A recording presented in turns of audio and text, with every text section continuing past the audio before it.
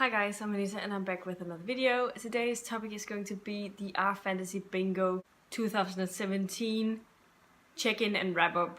If you didn't know, the R Fantasy Bingo is a bingo card with a lot of different fantasy challenges that you have a year to complete. And this is a challenge that was created by a sort of fantasy forum that is on Reddit, which is called R Fantasy. And this is a year-long thing that runs from April 1st until March 31st every year. And so I will be honest and admit that I forgot that I had participated in this one a little bit. I checked in, I think around October or something, to check how I was doing and what I needed to work on to complete all of the challenges.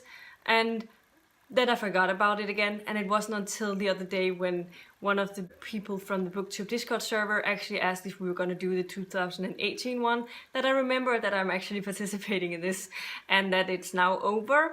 So since I didn't check in and actually pay much attention to the challenge, I'm happy to say that I filled out a lot of the challenges anyhow, and I'll let you know which one I completed and which ones I didn't. And yeah, I will be going through this from first row to second row to third row to fourth row to fifth row and just go across from there, from left to right.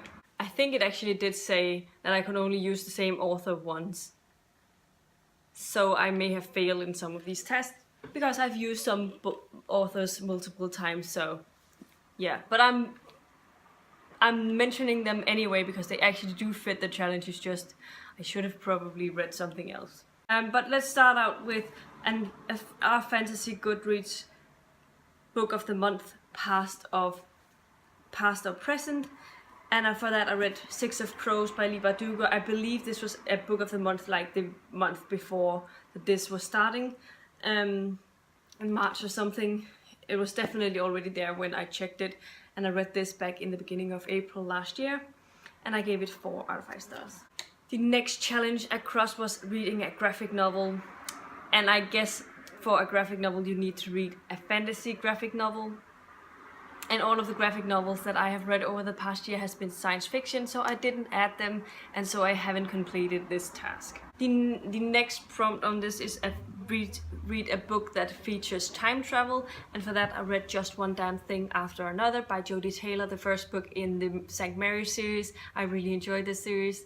It's so much fun and I cannot wait to get on with that. I read the first 3 books now, but the first one is what I use for this challenge, and I gave it 5 out of 5 stars for the first one. The next one is read a book that was published in 2017, and for that challenge I read The Stone Sky by N.K. Jemisin, which is the final to the trilogy, Broken Earth trilogy. I really enjoyed this. This was very emotionally impactful, and I gave it 5 out of 5 stars, and I cannot wait to reread this whole trilogy. This is where one of them, the authors, is a duplicate, so I don't know if I should try and check if I have something else, but I probably don't. The next one on my list is read an author's debut novel, and I read Marauder by L.L. McNeil back in August, and this was published last year, and it's also her debut novel, and so this works for that one. I really enjoyed this book and I gave it 4 out of 5 stars. Now to the second row across. The first task on there is reading a non-fiction book that is science fiction and fantasy inspired, and I never got around to find anything for this. This is one of the biggest challenges for me, but I just couldn't find anything that I felt like would work for this, but maybe I'll find something in the future, but I didn't for this one, so that is a fail. The next task on this row was read a fantasy book that's been on your TBR for over a year, and for that I read Sorcery by Terry Pratchett. This has been on my TBR since 2014, so this definitely worked because this was a beginning of 2017 when I started this. And I read it and I gave it 4 out of 5 stars. I enjoyed it, but it's not my favorite Discworld novel by any means because I don't really like Rincewind, who is the main character of this series. The next challenge on the list was reading an award-winning novel, and for that I read The Fifth Season by N.K. Jemisin, which won a Hugo Award back in 2016. So this worked for that, but I may look and check if I read something else that was also an award-winning novel that could work for this challenge, because now I'm duplicating my authors. Otherwise it stays and I'm cheating. The next challenge on this list was reading a subgenre that was dystopia, a post-apocalyptic. And for that one I read The Dispossessed by Ursula K. Le Guin. This I really enjoyed. I body read this with Rhea from Befinkins, and even though this is probably talked about as an utopia, it is very much like a dystopian novel, in many ways at least. I don't know if she won an award for this one actually, but it might be that she did, and then I can use this for the winning an award-winning novel. And I have another dystopian I can use for this task, so I might put this on, if it's won an award, I'll look at that, and then I'll use Earth Abides for dystopian novel, because that is also one I read. Earth Abides by George R. Stewart is a dystopian set in around 1945 or something, right after the Second World War, and it was definitely interesting. Had a lot of different things, and I have a review up of both of these books on my channel, and I gave this one 3 stars, I gave The Dispossessed 4 stars. The last one on this row was called The Art Fantasy Big List Underrated or Underread Authors, and on that list was Tara Matharu, and I did read The Novice by Tara Matharu, the first book in the Summoner trilogy. No, Summoner series, I think it's 4 or 5 books now. I really enjoyed this first book. It had some Harry Potter vibes that I didn't expect, and even though it's set in a fantasy world, but I really enjoyed it, and I gave it 4 out of 5 stars. On the third row across, the first prompt was to read a horror novel, and I read a lot of Stephen King books, but I used Salem's Lot for this one by Stephen King, which I read back in November, finished it in December. And I really enjoyed this. I gave it 4.5 out of 5 stars. It was one of my favorite books by Stephen King so far. The next challenge on this row, on third row, was a fantasy novel set in the desert, and I couldn't remember if I read anything that was set in the desert right when I was thinking about it, so I crossed that off as uncompleted. And the next prompt on this row was reusing or any previous art fantasy squares, and I looked into this 2016 board and chose sci-fi, and for that prompt I read Fascination by John Scalzi. This is one of my favorite sci-fi novels I've read so far. It was a lot of fun, and it also has some legal aspects to the story which I found really interesting, and I ended up giving this 5 out of 5 stars. The next one on my list is read a book that was self-published. At first I put down Moroda, but I used that for the debut novel. But I took Theft of Swords by Michael J. Sullivan. It might have been picked up by a publisher now, but this was originally self-published. I read this back in January, I finished it back in January and really enjoyed it, and I gave it 4 out of 5 stars. And the final challenge on this row was read a fantasy novel featuring a non-human protagonist, and for that I read Animal Farms by George Orwell, which is only told from animals, so I figured this worked for this one. I really enjoyed it. I didn't enjoy it as much as 1984, but I did enjoy it a lot, and I gave it 3.5 out of 5 stars. On the fourth row across, read a fantasy sequel, not the first in the series, and I read The Well of Ascension by Brandon Sanderson. This is a sequel to Mistborn: The Final Empire. Really enjoyed this, gave it 5 out of 5 stars, and I hope I'll be getting into the third one in the series really soon, but nonetheless I really enjoyed this book. So yeah. The next square on this row was read a novel by an art fantasy author of the day, where I chose a book by Mark Lawrence, and I read Prince of Thorns by Mark Lawrence, and I really enjoyed this book. It was the first in the Broken Empire series. I have not read a lot of dark fantasy, and I was not sure if I would like it because I knew going in that I was going to be, that York, the main character, was going to be a really bad person, but I was really interested seeing things from his perspective. I think that helped making me understand his reasons for doing it, even though they were totally wrong. I was just immersed in the story, and I have a review up on this on my channel, and I really enjoyed it. I gave it 4 out of 5 stars. The next challenge was a sub-genre, which is Fantasy of Manners, and for that I read Changeless by Gail Carriger, the second book in the Parasol Protectorate series, but this is one I think I'm cheating now because I have use Solis and another challenge. So I don't think this should be able to work completely. So I think I failed it. Sorry about that. The next challenge on this row was fantasy novel featuring dragons, where I read A Natural History of Dragons by Maria Brennan.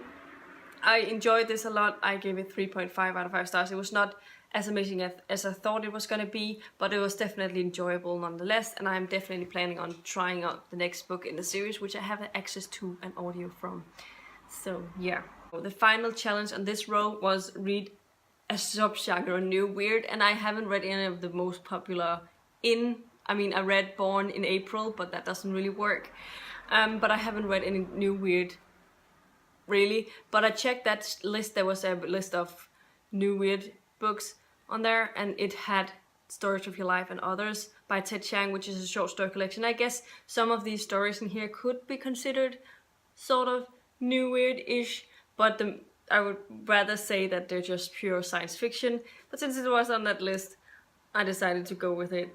And I really enjoyed this book. This was my favorite, one of my favorite books of last year. It's my favorite short story collection, and I gave it 5 out of 5 stars. And I had a full spoiler-free review up on my channel, which I will leave in the cards. We are onto the final row now. The first square on the final 5th row across was read a fantasy novel featuring seafaring.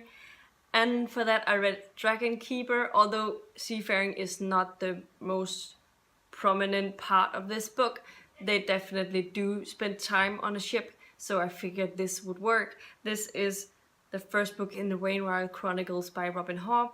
I really enjoyed it. I gave it 4 out of 5 stars. It's not my favorites by any means by her, but I definitely really enjoyed it. And then the next one is a subgenre steampunk, and I read Soulless by Gail Carriger, but as I said, I probably should have picked something else for the Fantasy of Manners thing, or maybe just cross it up as not finished. But I definitely did finish this one, and this is the first book in the Parasol Protectorate series.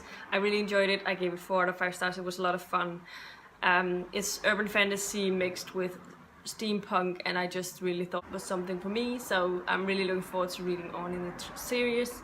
The next square was read 5 fantasy short stories, and for that I read, again, I may or may not have cheated a little bit, but I read Down Among the Sticks and Bones by Sean McGuire, and Beneath a Sugar Sky, also by Sean McGuire.